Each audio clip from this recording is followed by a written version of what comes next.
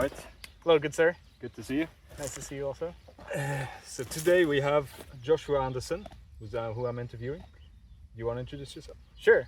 My name's Joshua Andersen, as he just said. On Instagram, it's @CoppusCulture, because we all use that nowadays. I'm a agroforester, farmer, permaculture designer, all the titles. Born and raised in Florida, worked all over Florida, lived in California for a short time, did some projects there. And now I'm here in Ibiza, Spain, at Terra Viva Ibiza. All right. Well, let's jump into the questions then. Let's go for it. So that's the question I ask everybody. It's like, what made you nerd on SYNTROPIC Ag over other practices? So I remember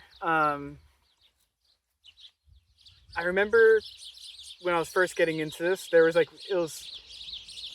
there's like whispers of this concept coming from Brazil. Everything was in Portuguese. There was no actual information on it, but there was just like, have you heard about this thing happening in Brazil where people are growing trees in a certain way? I was like, okay. And I was always into like food forestry, like the methodologies and practices that were developed by Bill Mollison and Jeff Lawton. And there was a film called Establishing a Food Forest.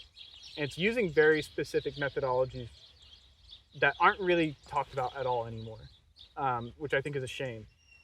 So I was already into food forestry. I was into this concept of agroforestry. And then there were these whispers of this style of agroforestry coming out of Brazil. And I was only able to find like really obscure videos on YouTube that were in Portuguese, and I was like snapshotting, or I was like pausing the video and typing the closed caption into translator on Google and then reading that. Never made any sense, but I was still trying. And then the film, The Life in Syntropy, came out. And I was like, okay, now I'm starting to get a handle on this. And yeah, just through experimentation and a lot of study, I started to get a grasp on it. I think that's kind of the origin story. Yeah, it seems like the movie Life in Syntropy is where most people really start. Yeah. But you started before that, even when there was nothing in Yeah. English even. It was just must have been difficult. Obscure Portuguese videos. So you got a lot of experience in different climates, like subtropical, tropical, and Mediterranean now. Yeah. What are the key differences that you've really observed between these different climates? In the subtropics, things are just way faster. If you kind of make a mistake, it's harder to recover because the rate at which perennial grasses move, like torpedo grass and that sort of stuff, moves into your tree line if you leave a niche open, is really, really quick. Here, I'm actually kind of constantly surprised. I was like, man, I would really expect that tree to bounce back faster after that. Because even in winter in Florida, things like your service trees are still pretty quick.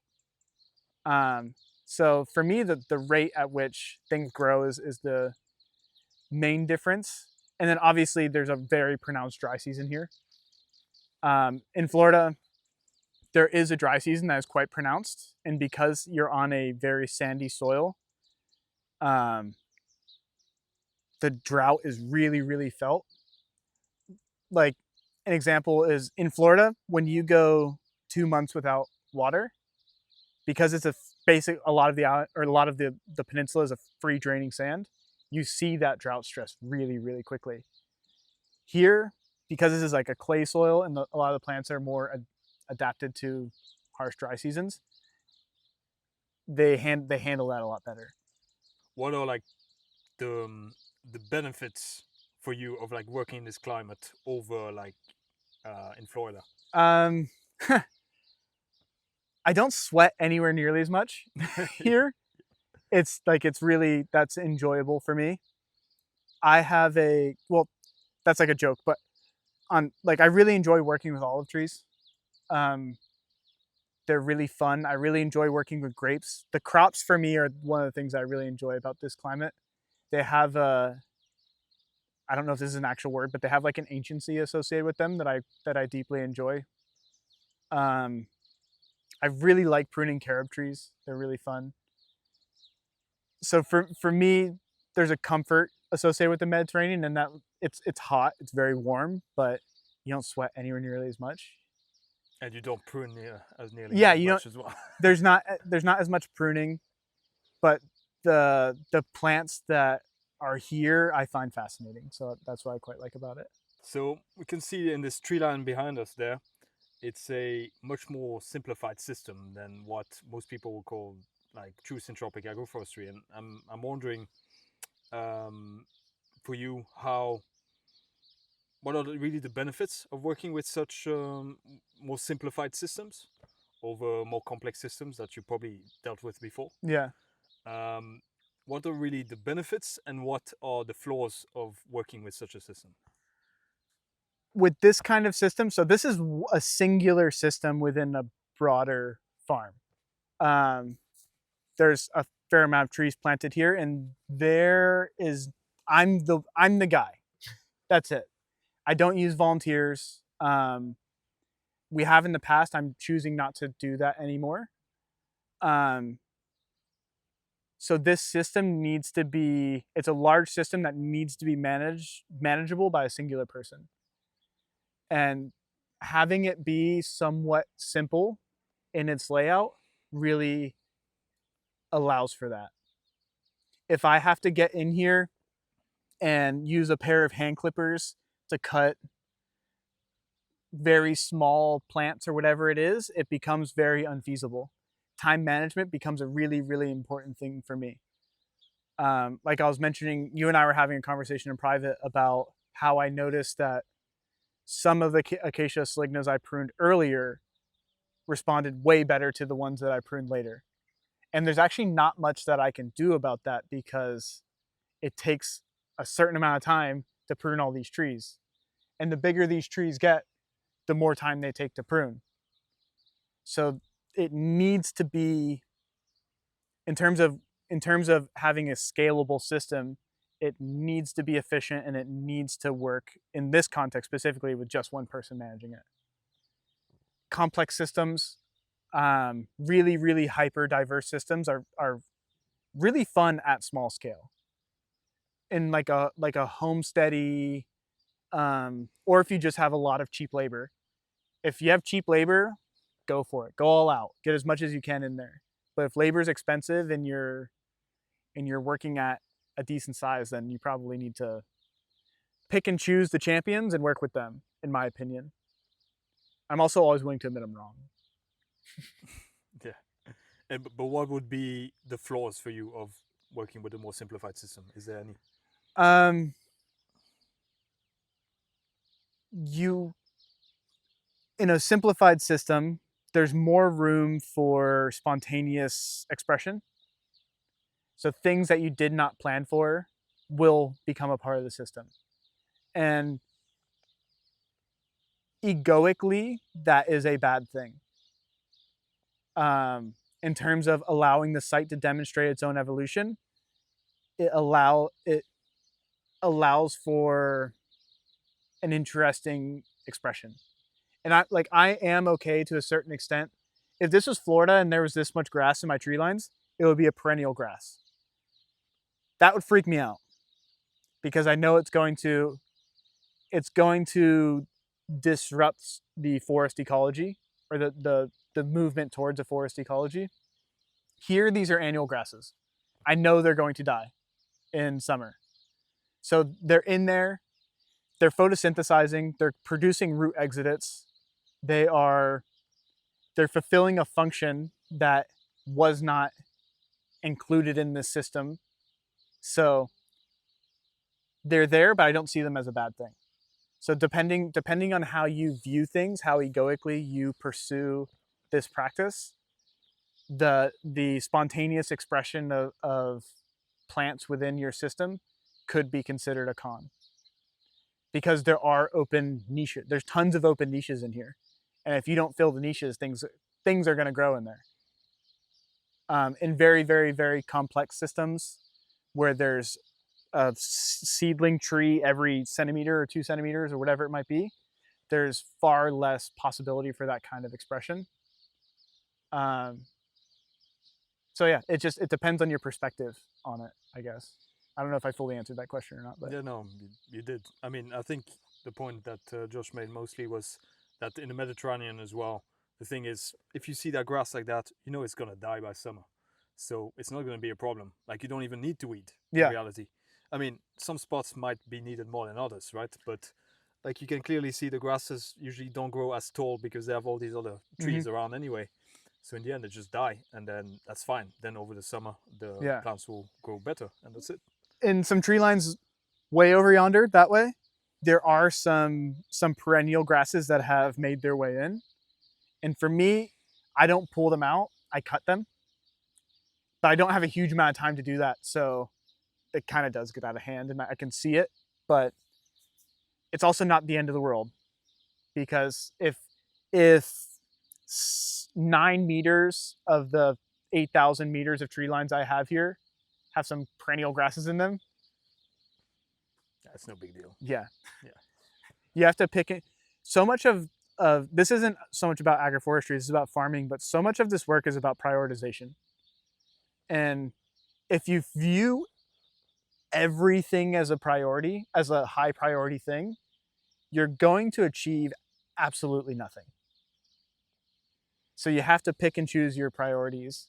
And there are certain things that are important, but they're not important enough to stop what you're doing right now. Yeah, makes sense. And there's certain things that are priority purely because of personal desire. Like, I don't particularly like, in the example I was talking about over there, I don't particularly like that that grass is there. I would love to see it gone, but I'm not gonna do anything about it right now. And there's a lot of carob trees that you have seen on this property. There's a couple that I want to prune all of them drastically. I want to do a lot of work on them. And it is a priority for me, but it's a priority for my self-expression. It's not necessarily a priority for the farm. Yeah.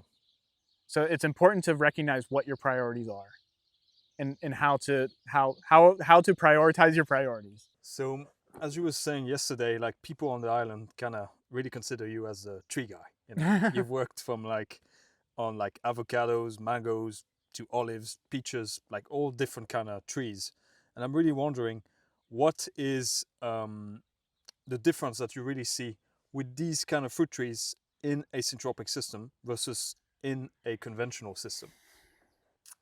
Well, in a conventional system, the system is dependent upon the inputs associated with it. So it's dependent upon irrigation water, it's dependent upon fertilizer, it's dependent upon certain interactions like pruning or spraying, fungicides, biocides, all these things. There's no escaping that. The amount of times that I've worked on, like, I have experience just in classical orcharding, just like running an orchard. And the amount of times I've worked for people that they're not orchardists, they bought a property that has an orchard on it. And the amount of times I've heard them say, like, "Oh, I didn't realize it was going to be this much work." Because there is this philosophy of non-involvement, especially within like kind of hippie people. There's this philosophy of non-involvement with trees, especially within natural spaces. Like, you put red tape around it, you don't go there. You value it, you love it, you like semi-worship it, whatever it might be. And that somewhat gets crossed over to fruit trees. Like, what do you mean I have to prune it? What do you mean it needs fertilizer? This all costs money? No one told me that. And it's a reoccurring pattern. And that is an inescapable truth of agriculture in general, because within these systems these trees need work also. But within a monocrop or within an orchard, you have to do these things. And when you drive around this island, you've seen this since you've been here, you're seeing abandoned agriculture, and you're seeing carob trees that at one time were taken care of and now they're not. You're seeing fig trees that at one time were taken care of and now they're not. And they're just dying. They may have lasted a while, but they're just dying. And interestingly, I was on a hike the other day. I told you about this. I was on a hike the other day, and you basically walk down into this valley, and you see all the ground is terraced there, and you're like, oh, like why are there terraces in the middle of the forest? And you're in a pine forest. It's like full on. Why are there terraces here? And then you start to see, if you have the eyes to see, you start to see, oh, there's the skeleton of an old almond tree here. Oh, there's the skeleton of a grapevine here. What we're actually in is we're in an abandoned orchard. And so much of this land, that's what it is. It's abandonment. And the fruit trees aren't making it. They can't deal with that.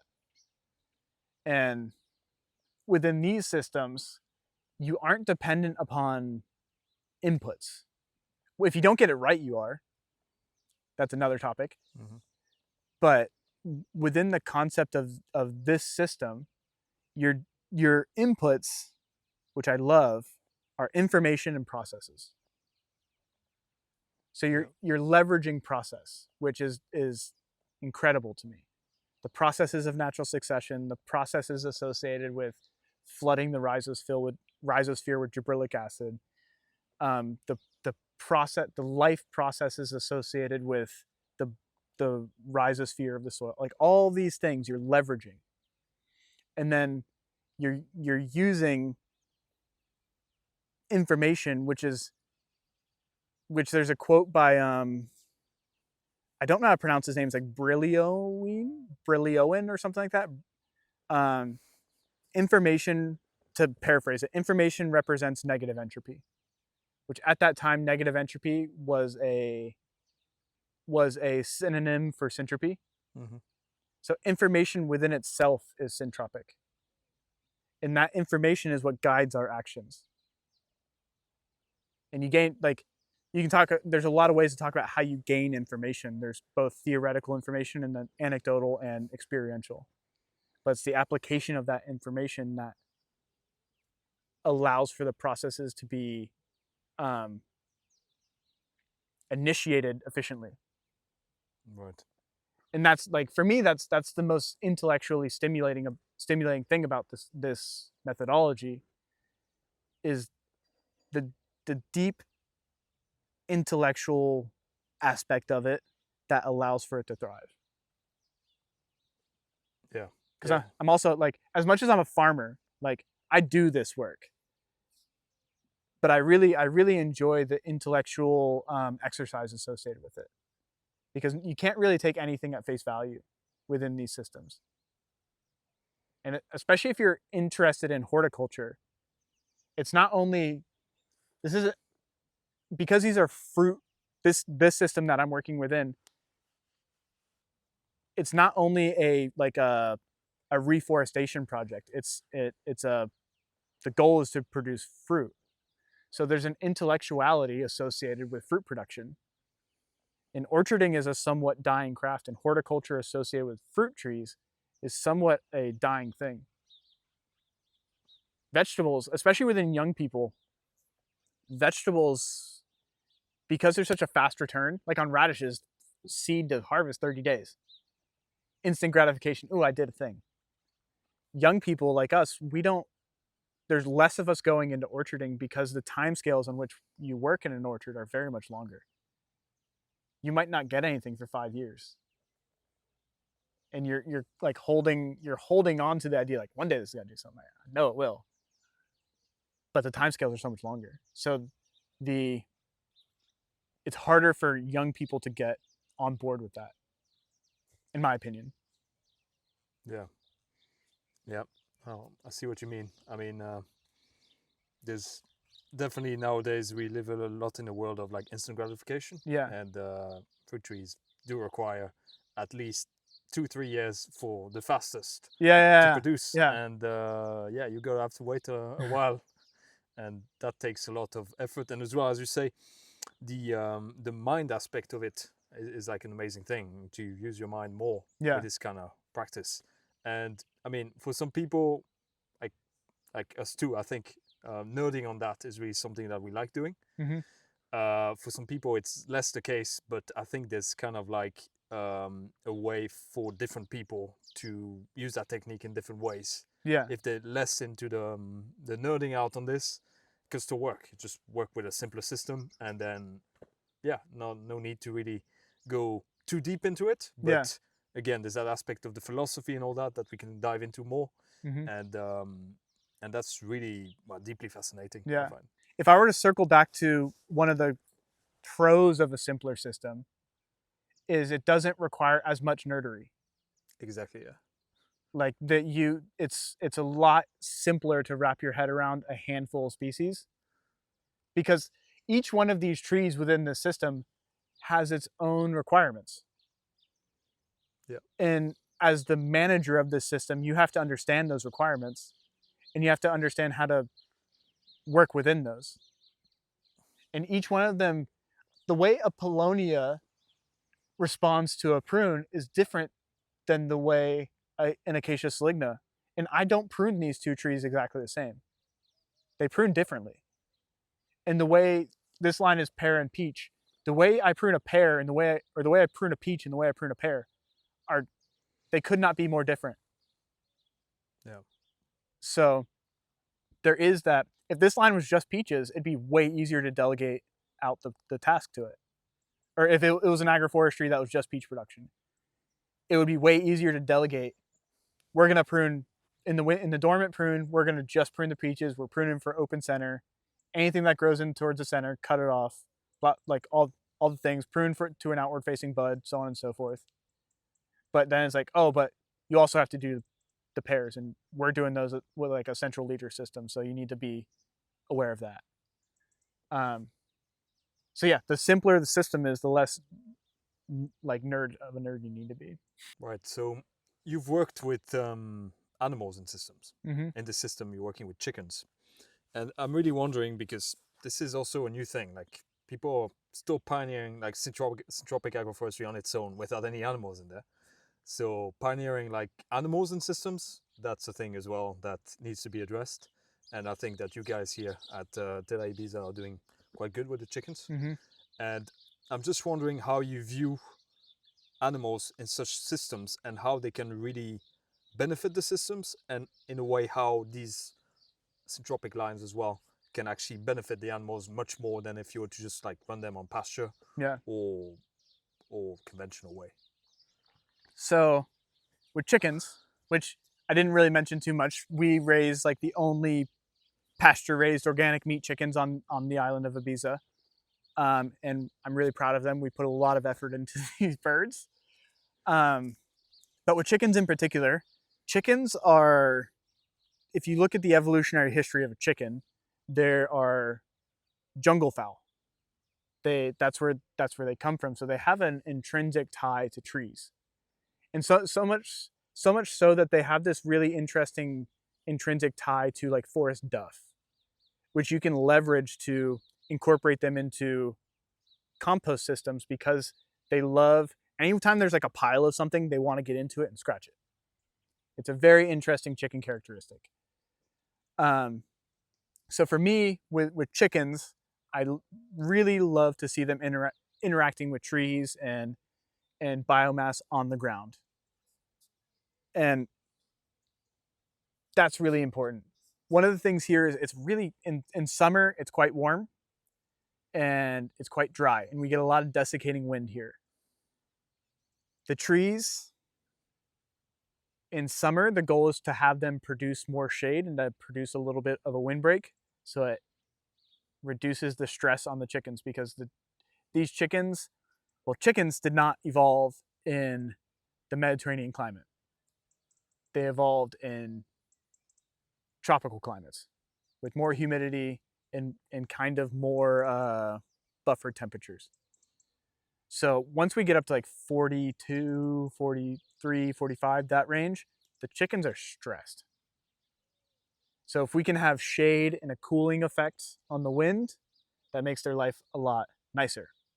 And in general, within silvopasture systems, especially with cattle, you can keep the weight.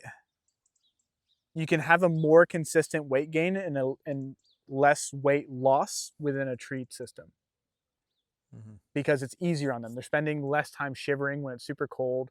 They're spending less time panting and freaking out because it's super hot. You have a more regulated temperature, which to me is an interesting concept. The chickens really benefit this system in particular because this system has its flaws. It doesn't necessarily, the trees do not necessarily produce enough organic matter to mulch the tree lines. But what is cool is here, because there's so much chicken manure and so much chicken interaction within the pasture, within the grass, the grass grows faster by far. It's not even a question right here than anywhere else on the property. So there is an element which I would love to lean into more in the future of using this grass as a source to feed the tree lines, which cutting and raking over. Right now I'm using like a brush cutter as a size, and I'm cutting and raking over. In the future, I would love to have what I used in California, which is a BCS with a sickle bar and then a hay rake. And then all this grass can cover the soil for summer. Right now, we recently changed the fencing system in here. So the chickens are actually excluded from the tree lines again. But when the chickens were included into the tree lines, that extra boost of nitrogen and just the nature of a chicken just scratching, I would organize the pruning and the organic matter so intensively. Like, because I want it to be in certain locations, and I have to prioritize it. The chickens would just come in, and like I said, they have this fascination, this instinctual attraction to organic matter. So they would come, spread it everywhere. I take all the time to like organize it a certain way, and I try not to fiddle with it too much because I don't have the time to do that. But I try to at least focus it around the fruit trees. And if we walk in here, and I'm sure you might have saw it, like there's sticks that are like 3 meters away from the trees. Yeah. Right here, it's a little bit thicker, so it's a little bit better. But certain other areas where it's not as thick, that's the chickens moving it. So between the chickens actually moving it and the nitrogenous aspect of their manure, they break down the material super, super quick. So we actually wind up with a fair amount of, even though I put the tree material down, it breaks down super, super, super quick because of the way the chickens interact with it.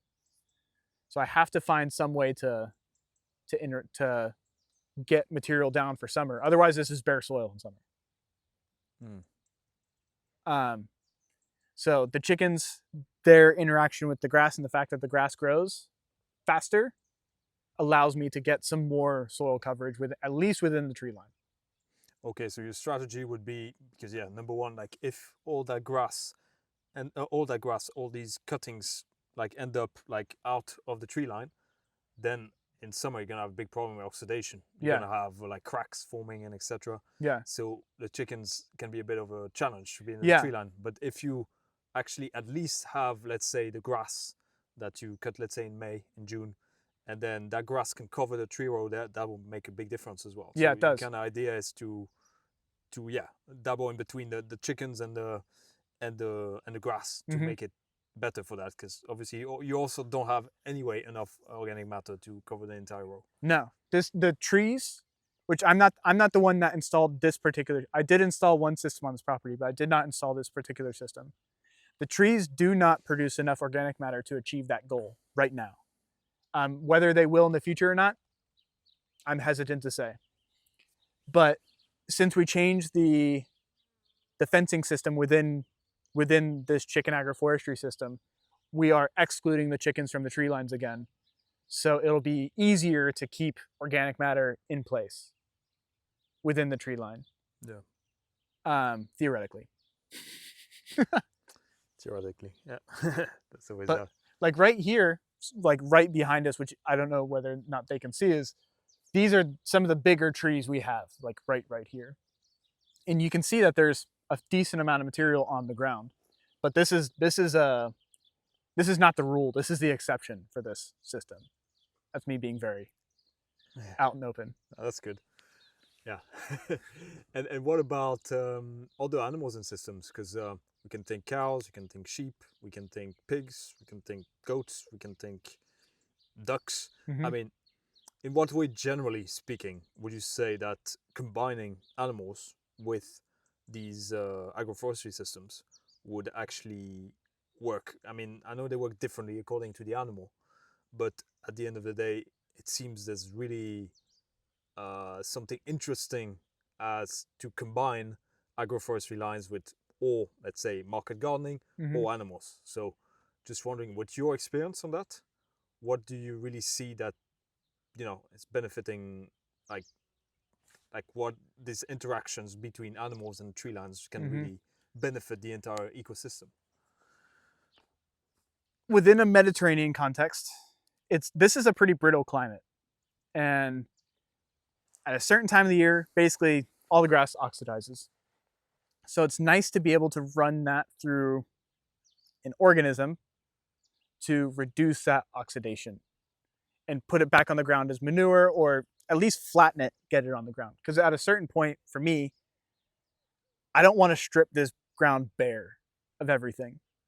I I'd at least like to have like a chicken crimped cover of the organic material that's here. I think that's the chickens are great at they're pretty good at doing that. With other animals, pigs are difficult because of like unless you have a gosh, what is that? Kuni kuni, Mm. which they don't really dig as much, they're more forage. Their habit is to rustle Destroy. things up Yeah. and destroy. And they're really smart and they're pretty good escape artists too. So keeping them out of your tree lines is really, really important because I've had pigs actually flip trees, like just flip them out of the ground because there's worms or whatever, and they just like pop them out. And pigs are really strong, especially big pigs. But that animal interaction is it's important, but it's important. It's I'm gonna say mandatory. I'm not like super hard fast on a lot of things, but it's mandatory that they're managed appropriately. If it's just like things roaming around all over the place within your agroforestry system, I don't really think that that's super beneficial because you're not focusing them. Within a controlled environment. Yeah. Yeah. If say that this is like a 1 hectare plot right here and it's split down the center, so it's half hectare, half hectare.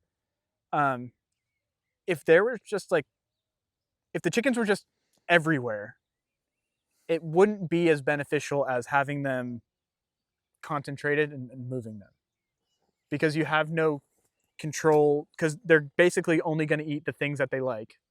Yeah. And they're not going to eat equally.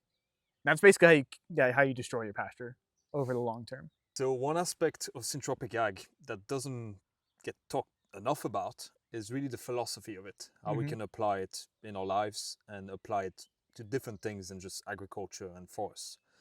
And it seems you've been doing quite some research on that. I'm quite interested in that too.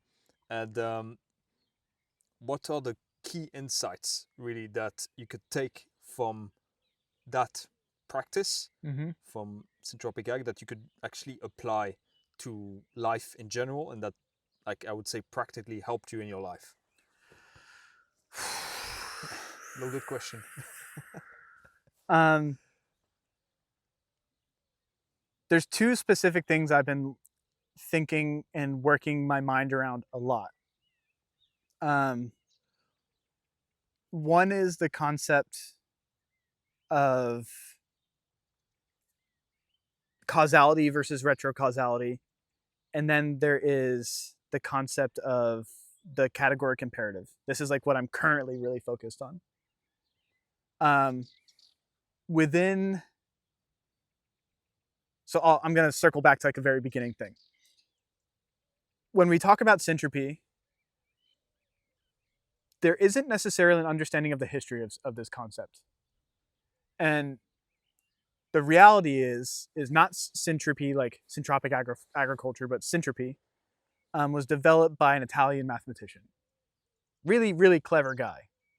He was actually chosen by Oppenheimer, like the nuclear bomb guy, to work with Einstein at Princeton. So like, pretty clever character.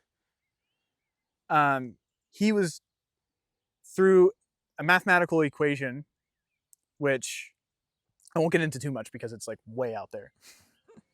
He was able to essentially come up with this theory that shows another side to the way the universe works. So until his time, entropy was the thing. The second law of thermodynamics was irrefutable. So much so that Einstein has a quote, something like, anyone that even tries to contradict that is guaranteed failure. And he's attempting to. And he found this idea that there are there's this contradiction. We as life in itself is somewhat of a contradiction to the second law of thermodynamics, because we are these incredibly organized beings. We are billions of organisms working in harmony with each other to allow a larger organism, we can call ourselves a macroorganism, to live. That's somewhat contradictory to what the second law of thermodynamics says, which the universe tends towards chaos and disorder. It goes from very ordered to disordered. And we are very much not that. We're pretty ordered. And life in general is pretty ordered. Like, the amount of cells within this Paulownia tree that have to all work in conjunction with each other in order for it to push nutrients from the roots and sugars from the leaves down, like up and down, that's pretty ordered. So there's this, Luigi Fantapie has this theory called the unitary theory of the physical and biological world that attempts to explain how syntropy, which is not the opposite of entropy, they work collaboratively with each other, cooperatively. And part of what life does is it is in a constant mission to pull syntropy from the microcosm to the macrocosm. I realize that's a lot of stuff. Mm-hmm. But within this, there is the concept of entropy is causal. It is firmly placed within the realm of causality, which is you have an event, or you have a cause and then you have an effect. We experience within the macrocosm that we live in, we experience time unidirectionally, past to future. Within the microcosm, which is actually the where syntropy dwells the most, time is not so linear. You have past, present, future kind of all dwelling together. And it's what's referred to as retro, or some people would say supercausal, mm-hmm. But retrocausal is the concept of where there is an event in the future that affects the present. Which there's another terminology for that, which is finality. There are finalities, final causes within the future that affect the present. And there's something interesting about the concept of the present that we live in right now is a little bit effed. I don't want to curse. I don't know if I can. Sorry. We're a little bit screwed in reality. But if there's a finality, if there is an attractor in the future for individuals like you and I to come together to push this concept, that might be what helps to make us a little less screwed as a species. I find that like immensely fascinating. Because I'll be honest with you, like, none of this is like super airy fairy. This is theoretical science. Yeah. But the thing that I find fascinating about my journey into this is it all just happened. Like, I haven't had to force any of this. It's as if it just like was set out for me. And to some extent, I see it that way. Because if you would have asked like a 16-year-old me what I'd be doing now, one, he'd be super confused. And two, if you would have told him what he would have had to do it, to be where I am right now, sitting here with you, there's no way he would have. Yeah. The difficulty, the struggle, the pain, the suffering associated with what I've had to do to just to sit here and have this conversation with you, there's no way that 16-year-old kid would have done that. But he did it. It's a bit out there. I recognize that, but it's super curious to me. And then I fell into a concept called syntropic, which explains all of this. Yeah, that's quite deep. I mean, yeah, it's really interesting actually, what you say there. I don't think it's out there. I think a lot of people have that too. Like Yeah. you just have a call for something. Everyone has You it. can't justify that. It just happens. And then it's as if there's something, well, yeah, with this retroactive causality are you talking about? Like it's as if there's something in the future, like That's pulling that, you. that present, Yeah. like towards that. Yeah. And then if you knew all the steps that you had to go through for that, you say, fuck that. I'm Yeah. not gonna do this. I'm getting out of here. Get out of here. I'm doing anything other than that. Yeah, I mean, that makes a lot of sense. Actually. Yeah, and it's being disproven actually that there's such a thing as cause and effect. Yeah. In reality, and I like what you say there, because also Ernst Gutsch was talking about, the fact that all plants, all animals have like a function within an ecosystem. Mm-hmm. But saying that doesn't mean that they're just a means to achieve something. Yeah. They're also an end in and of themselves, which we were talking about, and that's what it does. It's like let's say the process of the growth of a eucalyptus tree, let's say, actually by its process of growing makes that other plants later in the future are going to grow from that. Yeah. Or it's going to allow certain animals to just be shaded by that plant, whatever. It's an end in and of itself. Mm-hmm. And it just shows us that we can't say, because like a lot of the time actually in ecology, people see things as just a means to an ecosystem. Mm-hmm. But at the end of the day, they're also part of that ecosystem. So you can't really separate them from that. You'd just be separating the entire, as you say, macroorganism from them, which doesn't exist. Yeah. At the end of the day. There was a video that got posted on social media of Ernst. Like he's looking at some plant on his tree line, and he's saying essentially like, I have no enemies within this system. If a plant grows there, like that, that looks like some kind of sow thistle right there. Mm-hmm. That plant grew there. It chose to grow there because there was a niche to be filled. I can choose to be super pissed off about that. Like, oh, there's sow thistle. Or I can choose to say like, thank you. You are an organism within yourself. You are putting root exudates into the soil, which is debatably far more important than the organic matter on top of the soil. Because according to Christine Jones, which if you haven't heard of Christine Jones, like look her up, root exudates puts, this is a rough paraphrasing of her quote, root exudates put 5 to 50 times more stable soil carbon in the soil than above ground derived biomass. Yeah. So I used to make the joke in California because people there are funny to me.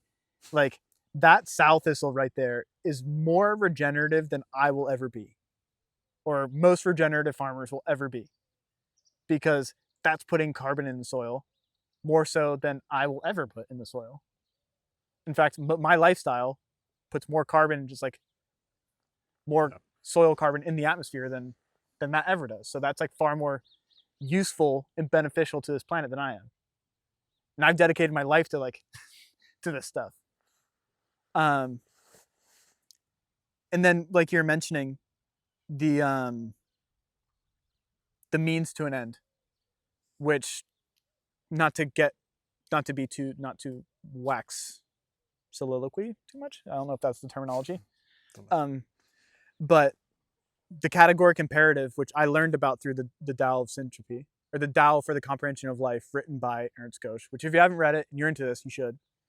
The 13th principle is essentially talking about the categoric imperative, which through a series of things showed me, like that research showed me that according to Immanuel Kant, to be a rational being, you have to live morally.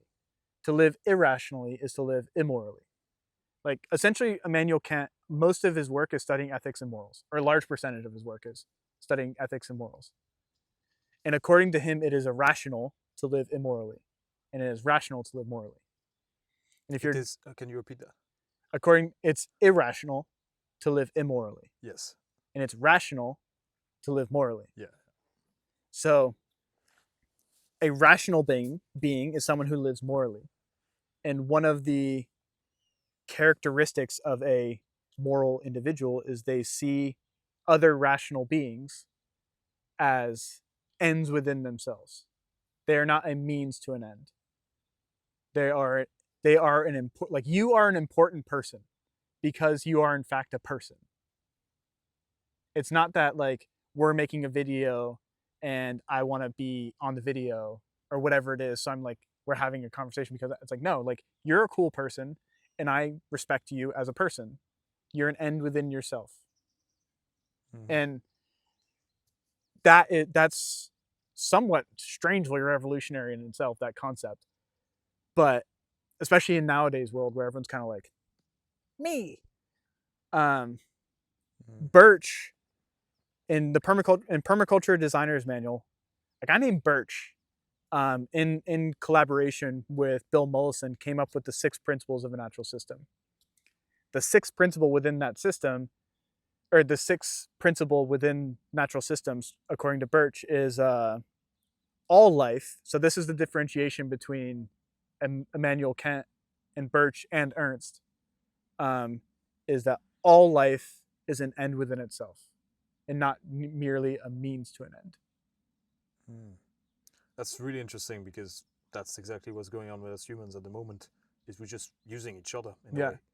And in truth, when you work with a syntropic system like that, you don't really use plants in a way. Like, yes, you use them by pruning them to improve the ecosystem.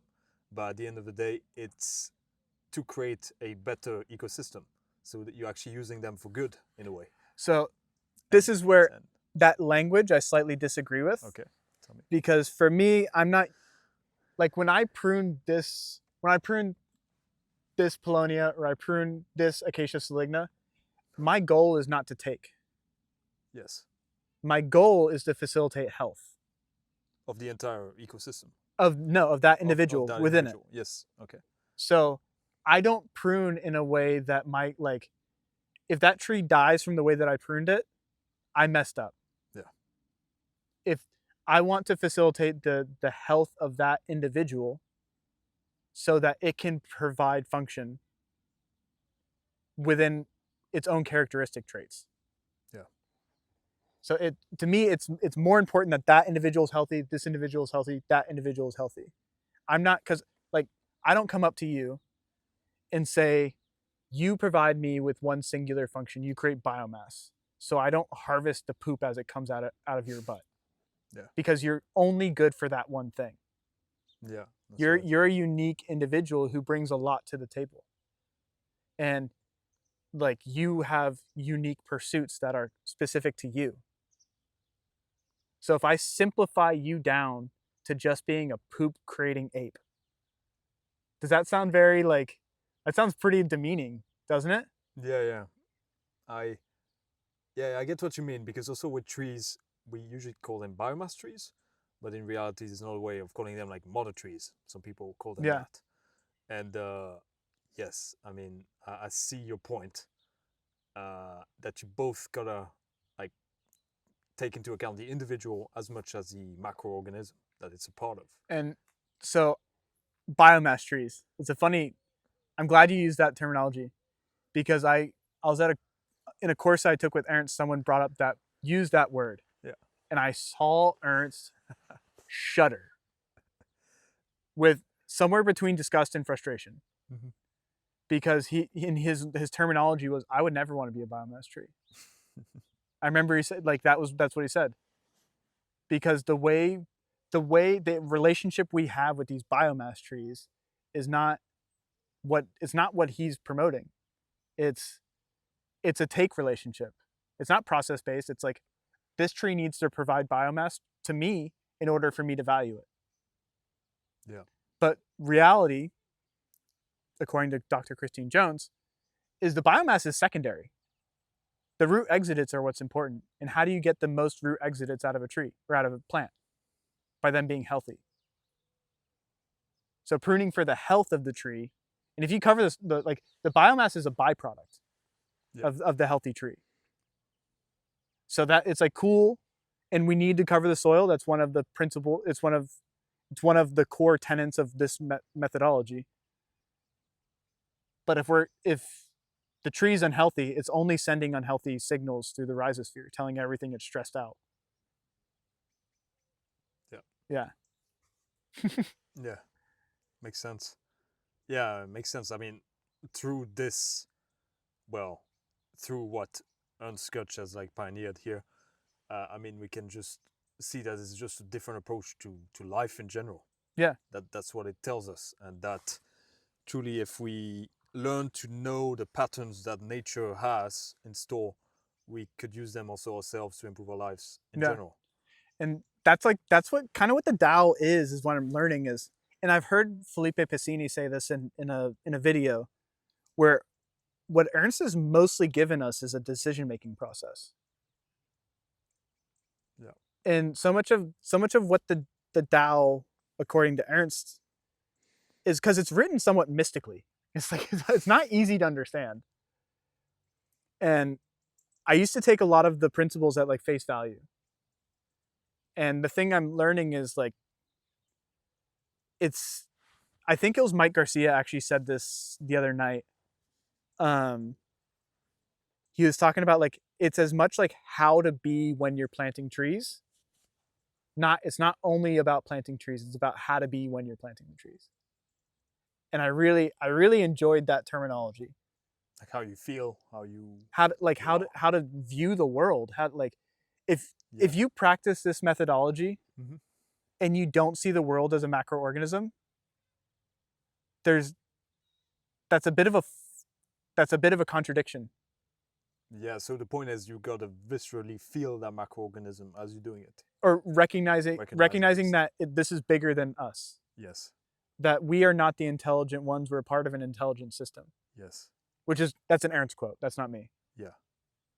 So like that's why I think it's interesting to that's why I like that quote from Mike Garcia so much, is like, yeah, it is, so much of this is about how to be.